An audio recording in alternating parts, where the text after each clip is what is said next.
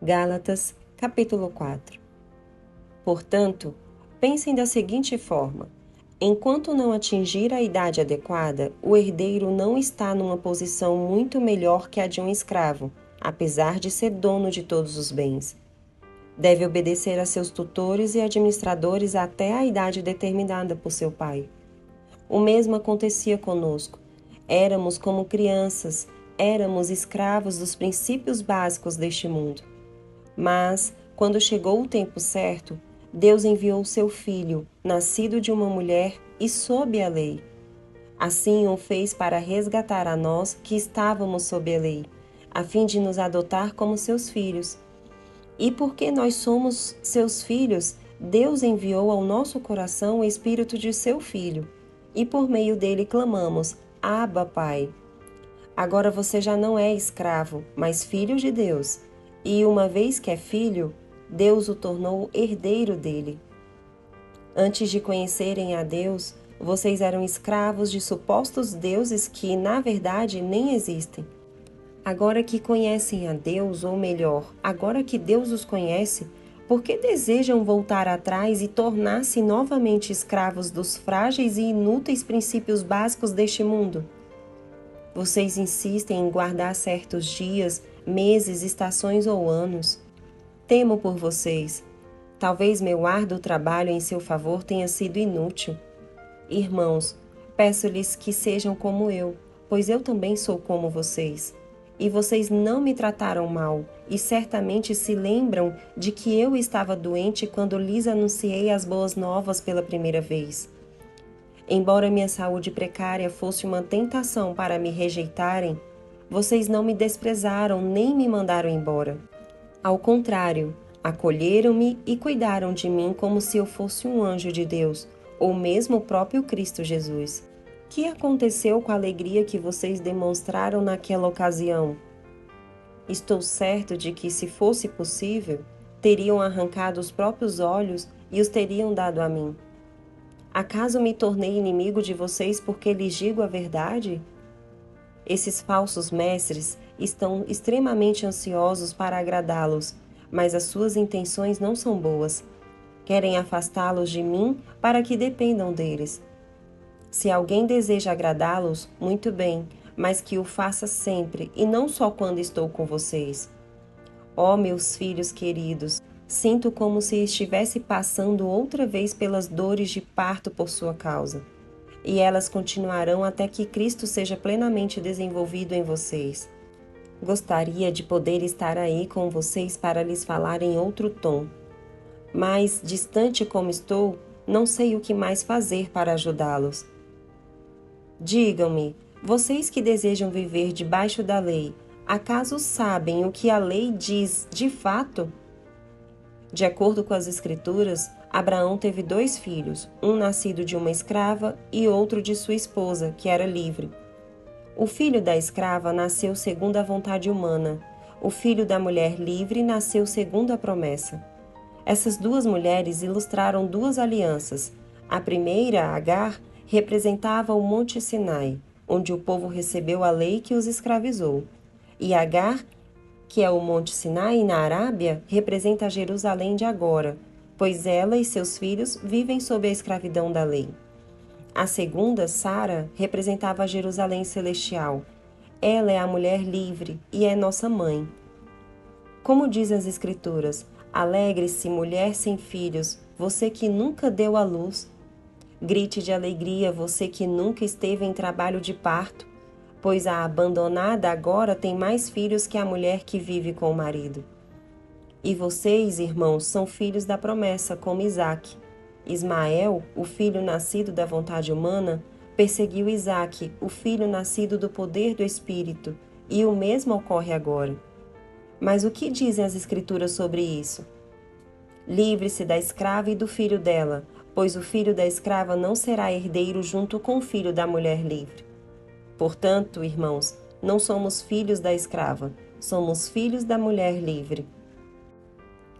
Gálatas, capítulo 5. Portanto, permaneçam firmes nessa liberdade, pois Cristo verdadeiramente nos libertou.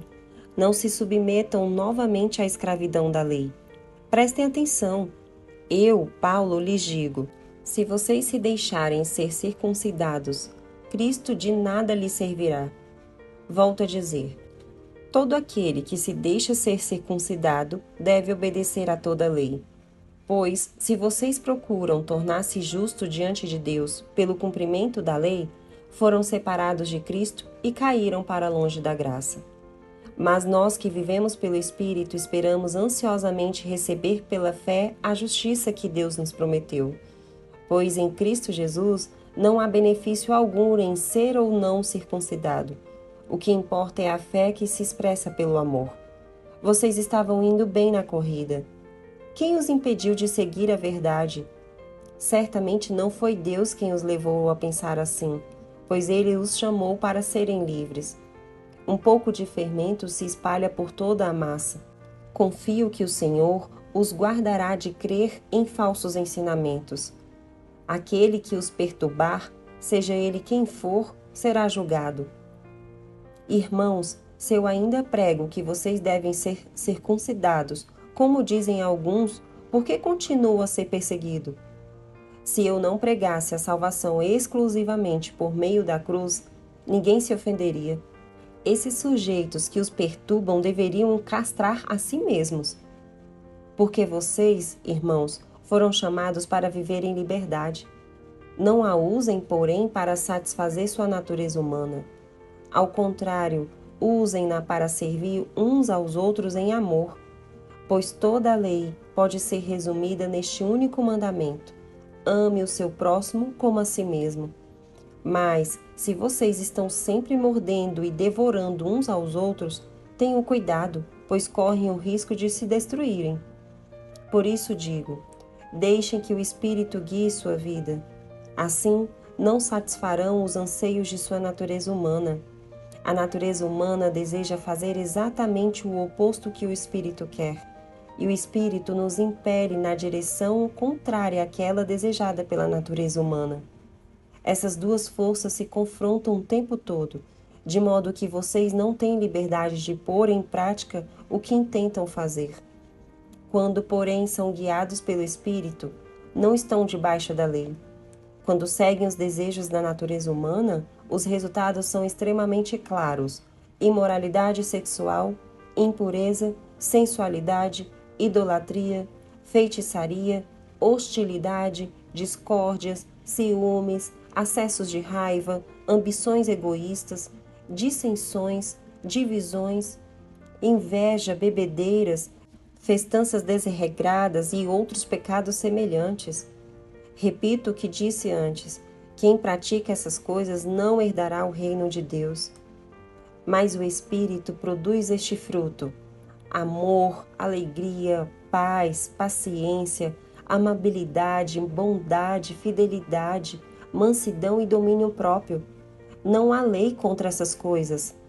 Aqueles que pertencem a Cristo Jesus crucificaram as paixões e os desejos de sua natureza humana. Uma vez que vivemos pelo Espírito, sigamos a direção do Espírito em todas as áreas de nossa vida. Não nos tornemos orgulhosos, provocando e invejando uns aos outros. Gálatas, capítulo 6. Irmãos, se alguém for vencido por algum pecado, vocês que são guiados pelo Espírito devem, com mansidão, ajudá-lo a voltar ao caminho certo. E cada um cuide para não ser tentado. Ajudem a levar os fardos uns dos outros e obedeçam, deste modo, à lei de Cristo. Se vocês se consideram importantes demais para ajudar os outros, estão apenas enganando a si mesmos. Cada um preste muita atenção em seu trabalho, pois então terá a satisfação de havê-lo feito bem e não precisará se comparar com os outros. Porque cada um de nós é responsável pela própria conduta. Aqueles que recebem o ensino da palavra devem repartir com seus mestres todas as coisas boas. Não se deixe enganar, ninguém pode zombar de Deus. A pessoa sempre colherá aquilo que semear. Quem vive apenas para satisfazer sua natureza humana colherá dessa natureza ruína e morte. Mas quem vive para agradar o Espírito colherá do Espírito a vida eterna. Portanto, não nos cansemos de fazer o bem. No momento certo, teremos uma colheita de bênçãos se não desistirmos. Por isso, sempre que tivermos oportunidade, façamos o bem a todos, especialmente aos da família da fé. Vejam com que letras grandes lhes escrevo, de próprio punho, estas palavras finais. Aqueles que procuram obrigá-los a circuncidarem desejam causar boa impressão para outros, a fim de não serem perseguidos por ensinar que somente a cruz de Cristo pode salvar. E nem mesmo aqueles que defendem a circuncisão cumprem toda a lei. Querem que vocês sejam circuncidados só para que eles se gloriem disso. Quanto a mim, que eu jamais me glorie em qualquer coisa, a não ser na cruz de nosso Senhor Jesus Cristo. Por causa dessa cruz, meu interesse nesse mundo foi crucificado, e o interesse do mundo em mim também morreu. Não importa se fomos circuncidados ou não, o que importa é que fomos transformados em nova criação. Que a paz e a misericórdia de Deus estejam sobre todos os que vivem de acordo com esse princípio e sobre o Israel de Deus. De agora em diante, que ninguém me perturbe com essas coisas, pois levo em meu corpo cicatrizes que mostram que pertenço a Jesus. Irmãos, que a graça de nosso Senhor Jesus Cristo esteja com o espírito de vocês. Amém. Curta, comente e compartilhe.